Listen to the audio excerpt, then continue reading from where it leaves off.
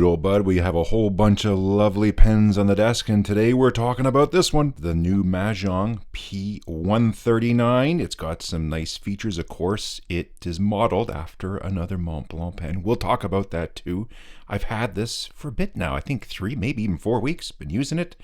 It has, as I probably gave away in the thumbnail, focus you this number 8 nib, new pattern on there. So this is a new thing for Majohn, a number 8 size nib. And the feed, there's the money shot. The feed is made out of ebonite. This is a big deal. I have never seen this on a Chinese made pen before.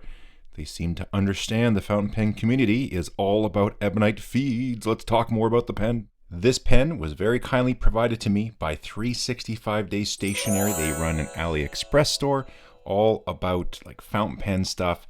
They got a great selection, great prices. Usually it's free shipping and the shipping is fast. I'm getting stuff now.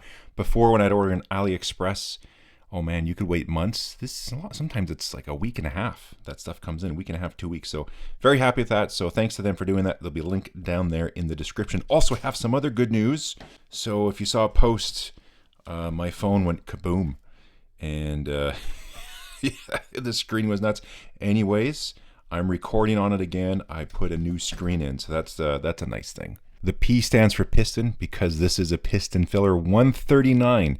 There is a Montblanc 139, a vintage one, so it's not a modern one, and this pen really looks like that. It also really looks like the modern Montblanc. It's the writer's editions that they have, in particular the Hemingway one. So it's very close to that. Yes, they use a lot of Montblanc designs and other manufacturers' designs. That's what they do. That's what they're going to continue to do. Some companies are good at being innovative and some are good at imitating, but they at least are doing a good job. If you note on here, they don't have the Majohn signature that they've been putting on some pens where they thought that was a good idea. I don't think that was a good idea. It looks a lot nicer like this, nice and clean without that signature. They still sorting out the whole Majohn Moon Man, because we have Moon Man on the back side there. While we're at it, let's show you the cap band.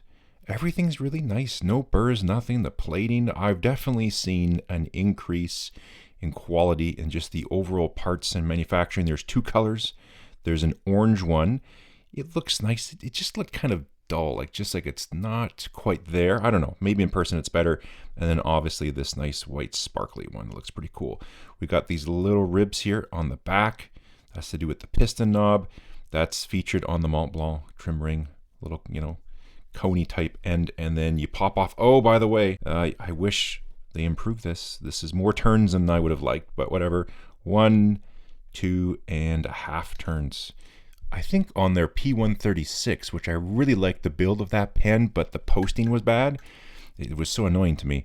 I think that was 1 turn, if memory serves me right. Anyway, someone else can confirm that. This one being 2.5 turns, just a little annoying. I don't know why they're adding more additional turns. It does post. Here's the catch. So lately, I've been noticing a lot of the pens, and it's usually Chinese manufactured pens. When you post it, it will turn the piston. So this one is better. Like if you just post it on there normal, like you don't jam it on. If you just post a pen to post it, you're right. It's very secure. It still takes some effort to pop it off. But if you just put it on nicely, if you rotate, it cams out. It comes off. If you really do push it on extra hard and you rotate it, it will drive the piston up and down. But to get the cap off, now you really have to pull it off hard. So I don't think you would post your other pens that hard. Like if you have a Montblanc 149 and you just love slamming that cap on there, well, one day you're gonna slam it on too hard and break something. So you put it on nicely like so, and it works perfectly. So if you do the same thing on this P139, you shouldn't have any issues with that. But here is the big deal on the pen, which is the big nib. I've noticed this one. So I have the ink in here is Private Reserve Ultra Black. So sometimes it can be an ink thing. But I've just noticed that every time I take the pen out, there's usually a little bit of ink splatter on the nib. If that drives you nuts, it's been happening to me. I don't know if it happens to all the pens. You got this new sun type of pattern that's on there as well. That's laser engraved. I think it looks all right. Here, let me wipe that. That's a little better. Now you can see the details. But yeah, so this is a medium. And it says Majohn, I believe it's Expectation. Sorry, it says Expedition. Thought I'd put the macro on so then everyone can see it. There's a close-up of the laser engraved sun emblem. And while we got the macro, you're looking behind and you can see the feed. Maybe that's too close of a zoom, but I could tell just by these types of features, those little lines that are there, and there were some just little marks on there, like those are machining marks. And just the shine and look of the material, I said, that looks like it's ebonite. I didn't know about that previously to get in the pen until I looked at it, so I confirmed. I reached out to 365, and they said, yes, the number 8 nibs on these have an ebonite feed. The pen comes with 2 nib size options, so you can get the standard number 6 size nib, this Majohn Moonman nib with the ABS plastic feed. And then they have the number 8 size, and they are equipping them with ebonite feeds, which I find really, really unique. I have not seen that before, and I think that's a really nice touch that they're doing that. I would suspect a regular ABS feed would perform just fine, but you do get better ink flow when it comes to writing with an ebonite feed. So I think that's a really nice extra detail. I like the shape of it. I like those more kind of lower profile feeds on pens, and I know some of them, especially like Pelican, it bulges out quite far. On my M805 that I use, I find just the writing angle, it seems like I'm just missing the page. I do appreciate it when they pull that back a bit and make it a little bit more sleek. So this is really neat. They're designing these, well, I shouldn't say design, they're making the pens, and are, they understand a little bit more about what folks in the fountain pen community like. We like ebonite feeds on pens and a cool looking nib. So I think that's a nice touch that they're doing that. Of course, this is going to cost a little bit more than their regular pens. The number 6 size nib pens will go for 57 Canadian, whatever that is American. I'm going to say it's going to be around 40 bucks or something like that. And then the number 8 sized with the ebonite feed go for 85 Canadian, probably somewhere around $70 US. Here's a little thing that's going to drive some people nuts. I'll address it right now. Is they are already out of stock of the number 8 size with the ebonite feed. I talked to 365. They said come July they will be back in stock with the number 8s. Show you a little bit size-wise what this pen looks like. Next to it is not a Delta Dolce Vita. This is made by Marta Modena, and this is their Dolce Vita pen. So it's a good size where it's got some thickness to it, but not quite as long as, say, the Montblanc 149. So we got a little bit less in the length there, but it's a little bit more stout. So for some where they like a thicker pen, but maybe not quite as long, this will fit the bill. Let me line everything up, give you a size comparison. We have a Jinhao 9019, like I said, that Marta Modena Dolce Vita. This is the P139 Montblanc 149, and then this is the Wingsung. Oh shoot, I think it's the 630. I always forget if it's the 629 or 630. I think it's the 630. And this has the flat tops instead of the rounded ones like the Mont Blanc. Now we're showing off some nibs. You can see it's still a good length, just a little bit shorter than these other ones. For reference, here is a close-up of the number 8 versus just a standard sort of number 6 style nib. Side by side with the Mont Blanc 149. Wingsung number 8 size nib. That is a ABS feed. Now the Jinhao number 8 size nib also, it has an ABS feed. And for no reason whatsoever, but it's just a nice looking nib. This is the 23 karat palladium Visconti nib. They don't make these anymore, but man, are they pretty. As far as writing with the pen, how has it been working? It's been working great. The clip is nice. It's a nice springiness, not too tight, not too soft. Again, these are all styling cues from Mont Blanc pens, so it is what it is. Construction is good. Polishing on here is good. Fitment is good. Threads are fantastic. It seals nicely. I've had zero problems with the pen whatsoever. The internals. So I will clean out the pen. I'm going to do a writing sample first, but I'll clean out the pen. I normally don't recommend taking a pen fully apart, especially something like this. There's just really no benefit to get that little extra bit cleaner versus potentially damaging a part. So I haven't taken this apart. I'll give it a try.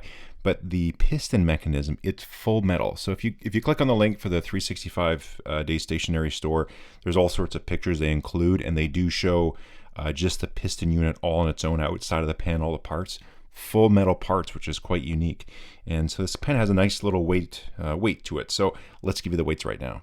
So inked up and all together, we got about 35.4, 35 and a half of that. We got close to 10 in the cap, so about 25 and a half or so in the body.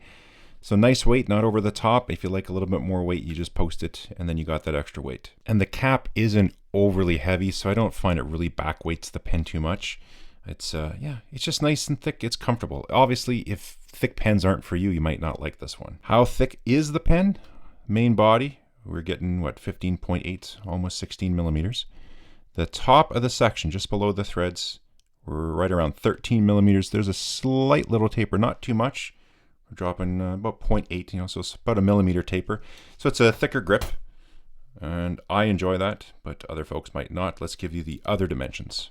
125.5 for the pen, capped we're 136, posted's quite long at 166. Since I'm inked, I might as well write with it now, then I'll clean it out and start taking it apart. I'll try to measure the ink volume if I remember. The ink I have in here is Private Reserve Ultra Black, and I'm writing on my Clairefontaine notebook.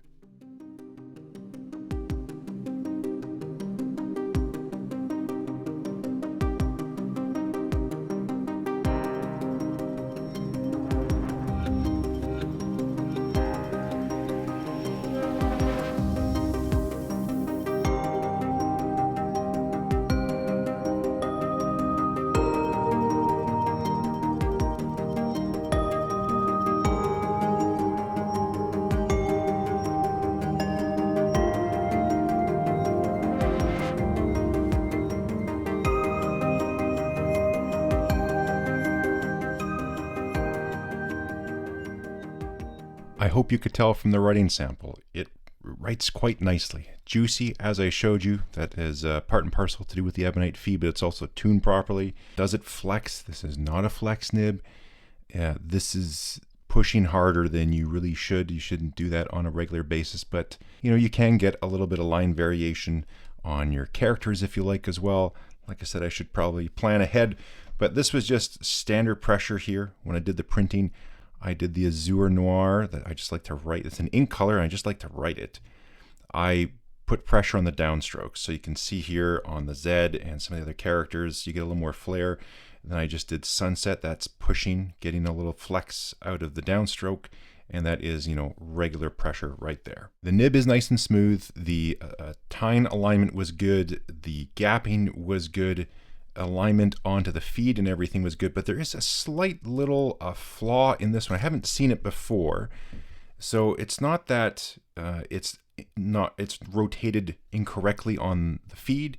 It's the tines have kind of shifted. So if you look at the tines like this, they are parallel, but they're skewed a little bit. So I don't know what happened during the manufacturing of this one. It's off a little bit.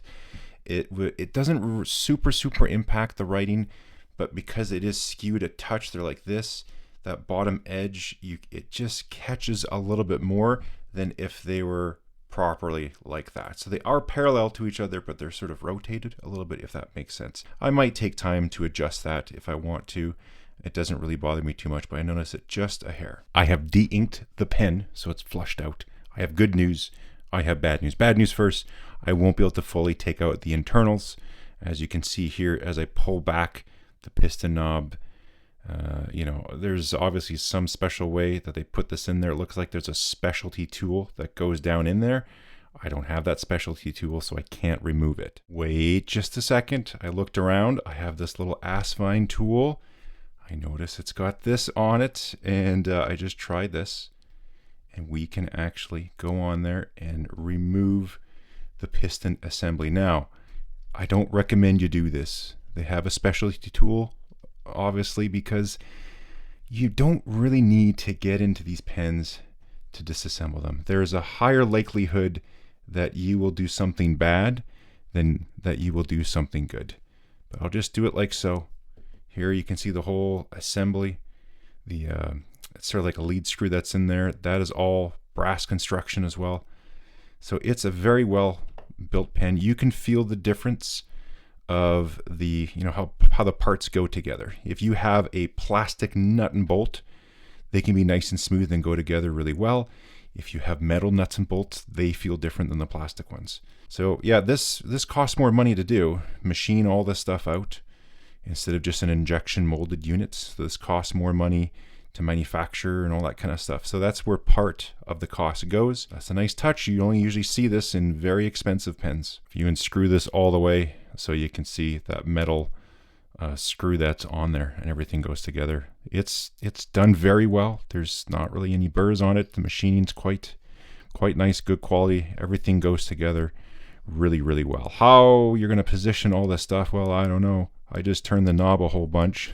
So I'm going to go to about somewhere around here where I think it was, and put this on, and then I will see if I'm in the ballpark of alignment. But that's another reason you don't take this apart, because you're going to fiddle around with it. You might spend 10 minutes trying to get the piston and knob position exactly where it should be. For the nib, you can pull out the nib and feed like so, or if you put it in, the whole unit unscrews as well, like so. We have a few O-rings, everything goes together. So you can fully do this if you put a stupid ink in here, or it's super clogged with glitter or whatever it is. You can do this, but really minimize, and if you can at all, avoid doing it at all. There's really no need to. Use good inks and just don't leave the pen forever inked up and have it all dried out. If you just maintain the pen properly, you won't need to do all this jazz. But since I'm doing it anyways, let's show you that's a big nib. That's a big long nib. Let me get another one and compare. I'm quite surprised. Here's the feed. That is a big hunk of feed as well. So that's a fairly large ebonite feed. So this is my first time seeing this stuff as well. I guess I just haven't taken a look at a number 8 size nib all on its own, just for comparison. But so it's not crazy big, but you can just see it's a little bit wider, a little bit broader in the shoulders down here. This is the Jinhao number 8 nib out of a Jinhao X159, and here are the feeds for comparison. So similar size, but yeah, this is definitely got some nice features on it. It's well made. Oh, there we go. I overexposed it a bit so we can see the black, but yeah, good machining quality on the feed, good size channels. We're getting great flow on this thing. So this is a well-made feed. It's quite nice. Someone is going to ask, so can you put the Jinhao nib on the Majohn Moonman feed and slip it into this pen? The Jinhao nib on this Majohn feed does not fit into the pen.